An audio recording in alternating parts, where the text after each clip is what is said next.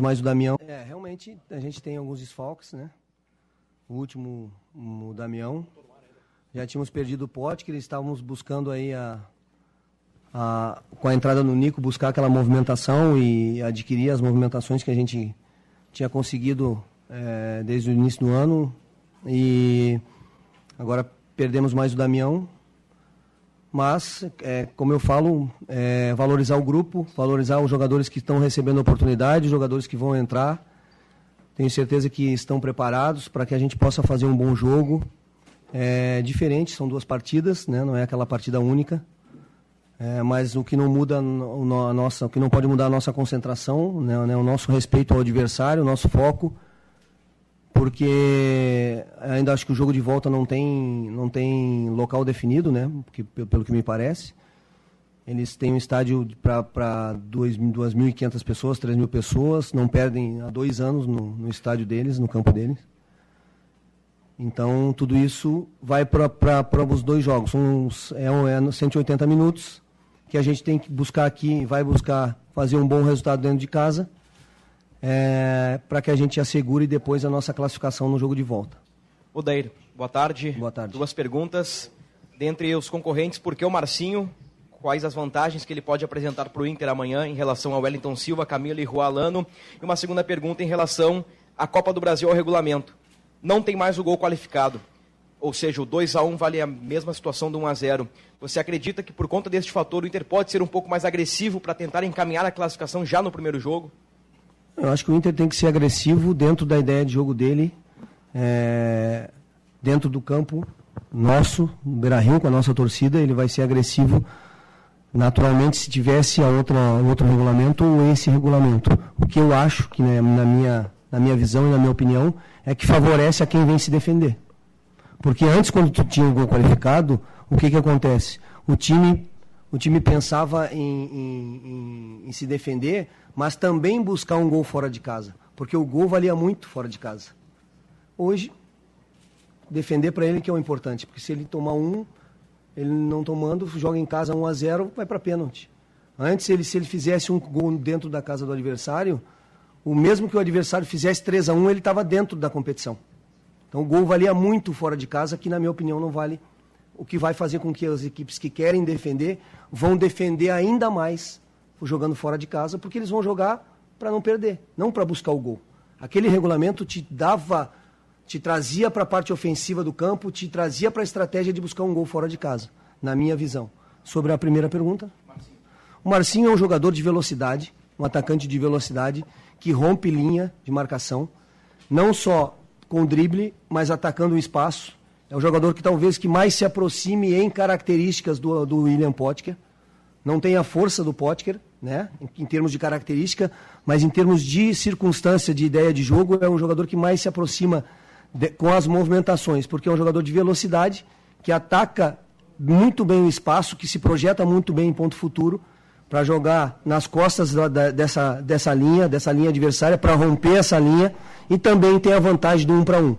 Com o Juan, com o Camilo, que são mais armadores, a gente até usou o Juan, tem usado o Juan um pouco no lado, porque ele te dá, quando tu usa um atacante de um lado, tu usa um meio armador do outro, tentando equilibrar as funções. O Juan já jogou do lado, mas são mais armadores.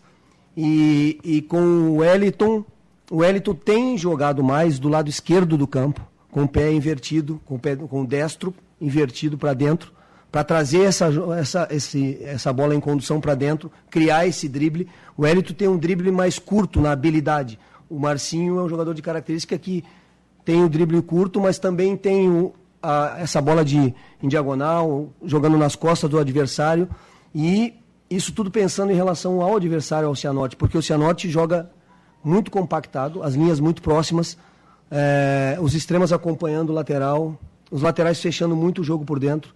Eles têm uma compactação de centro de campo muito grande, então a gente precisa romper essa última linha, ter paciência, porque eles vão se defender. É um time que tem a característica de se defender muito bem, é um time extremamente organizado na parte defensiva, e a gente precisa ter paciência e, quando chegar no último terço do campo, tentar romper essa linha ou com uma infiltração ou com um drible, porque é aí que você consegue desmanchar ou desequilibrar um time, uma organização defensiva bem qualificada, que é, no caso, o Cianorte.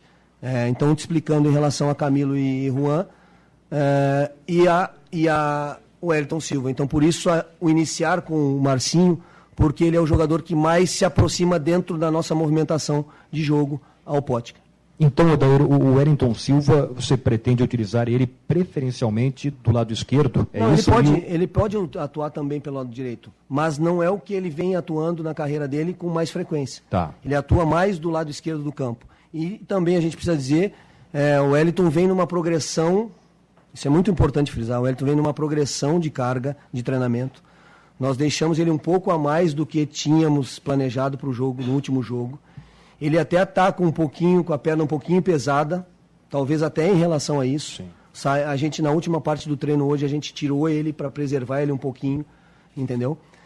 E também tem a situação tática. Em usando em inicial o Wellington Silva pelo lado esquerdo, a gente precisa mover o Patrick. Claro. Então, para você encaixar um jogador na equipe, você precisa mexer a estrutura tática. Então, o Marcinho, ele te dá num primeiro momento a ruptura de linha, a infiltração que o Pótica estava dando. Estou falando em característica. Se isso vai acontecer ou não, é do jogo. E também é o jogador que entra numa simplificação da nossa ideia de jogo.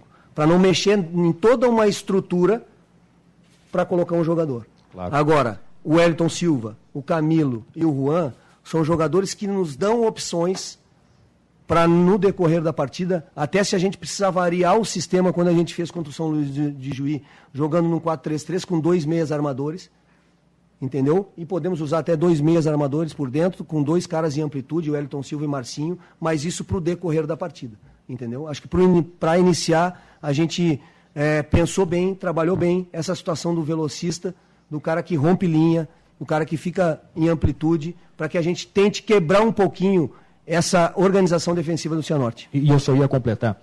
O gramado, tá legal depois do show de ontem? Tá legal. Tá legal. O show foi bom? O show foi bom e o gramado ficou bom. Graças a Deus. Odair, a gente vê também nos treinos, né, você cobrando bastante os laterais no apoio, realizar a ultrapassagem, dar a opção.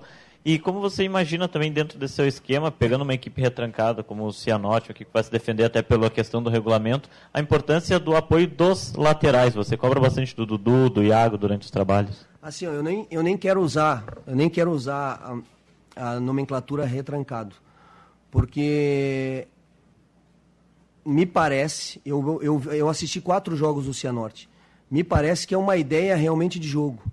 Sabe? É um conceito de jogo, então não é uma retranca, é um conceito muito bem organizado, com as linhas bem compactadas, baixas, média e baixa, elas bem próximas, balançando lateralmente ali quando a bola chega, tentando fechar esse corredor e sendo muito agressivo no setor da bola, e com uma transição apoiada, não uma transição de rebatida, quando recuperaram a bola, eles rebatem a bola para frente. Me parece ser um time que tem um bom entrosamento, eu até fui atrás disso aí, acho que o treinador tem 1 ano, me parece que no cargo, é gaúcho, acho que é gaúcho aqui, não sei se é de Erechim, do interior do Rio Grande do Sul. Então, é organizado defensivamente. Ele tem o conceito dele, se tu pegar os jogos, tu vê bem claro o conceito da equipe dele. A equipe dele é compactada no centro, ela evita esse jogo central, ela libera um pouco mais os lados do campo, mas ela balança muito rápido. Então, a gente vai ter que ter paciência, mas a paciência ela não pode ser confundida com lentidão. Nós precisamos ser pacientes, mas nós precisamos estar toda hora batendo lá, driblando, quebrando uma linha, quebrando a segunda linha.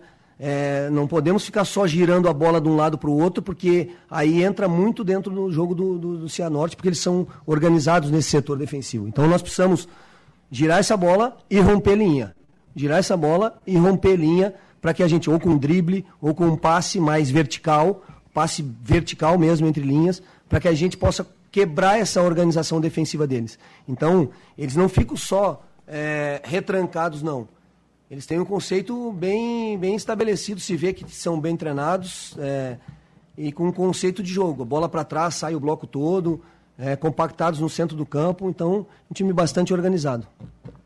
Odair, amanhã tu vai provavelmente com o Roger no ataque, claro que com a bola no pé não muda muito em relação ao Damião, mas o Damião é importante naquela questão de pressionar o adversário, de, enfim, com o Dário do lado, apertar bastante a marcação. O Roger, tu conversou com ele para fazer isso também, ele está já em condições de fazer esse trabalho de intensidade ali na frente? Como eu respondi na outra coletiva, o Roger ele vem de um processo, né?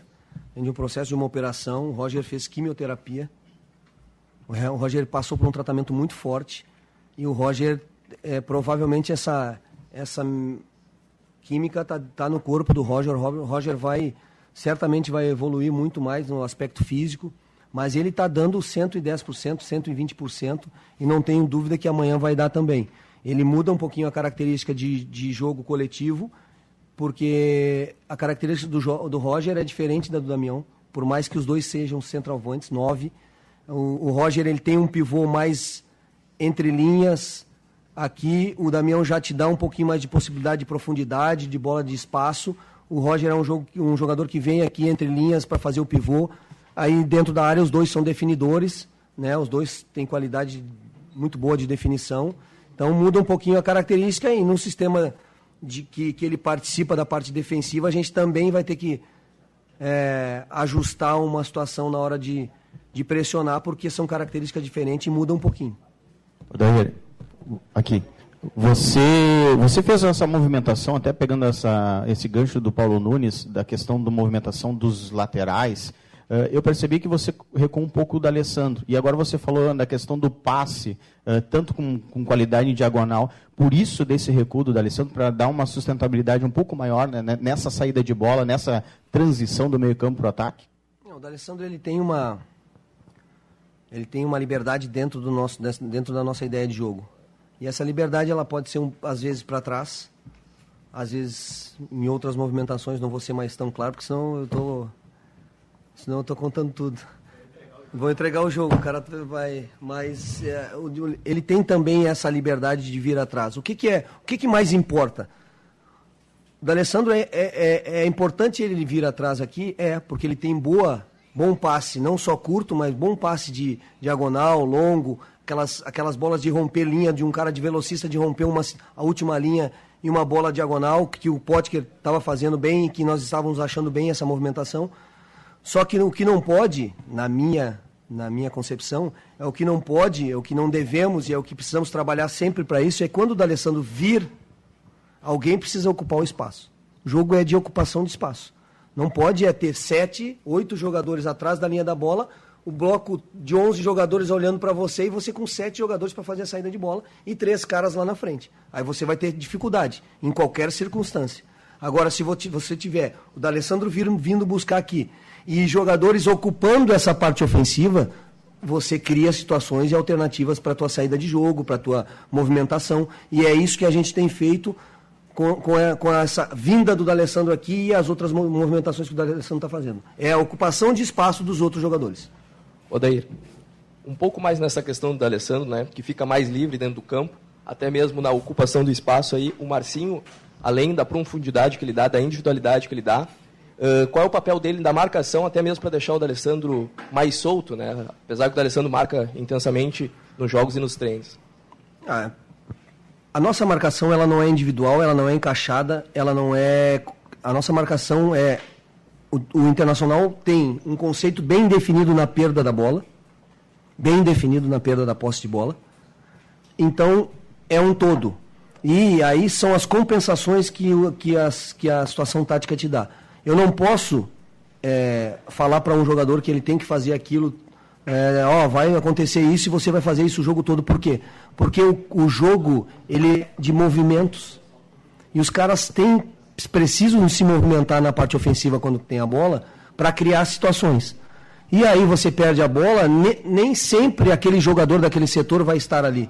Então são as compensações defensivas que estão definidas e no momento da perda da posse de bola, nós temos um conceito muito bem definido. Então o Inter, os 11 jogadores sabem o que tem que fazer na perda da posse. Se é um momento de pressionar, se é um momento de alguém pressionar o homem da bola e as linhas as outras baixarem para fazer a cobertura, isso está bem definido, os jogadores sabem muito bem o que fazer. Então, eu não me pego, o Marcinho precisa fazer tal coisa quando...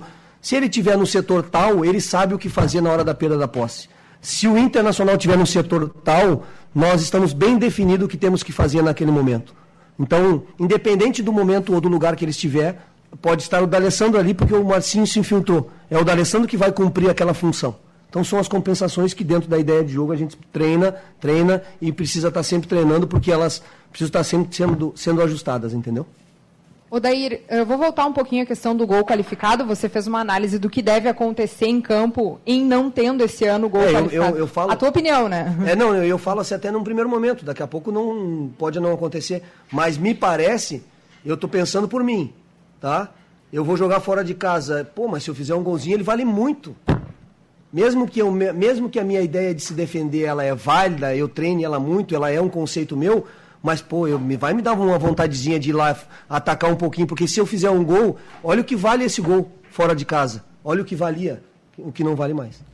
Só para complementar minha pergunta, é o que tu prefere, então, o gol qualificado? Eu queria a tua preferência agora. É que eu tô pensando para frente, eu te juro que eu nem parei para pensar se é o que eu prefiro. O que me vem na cabeça nesse momento é que, tirando o gol qualificado, ele me parece que dá a possibilidade do adversário querer se defender muito mais e não...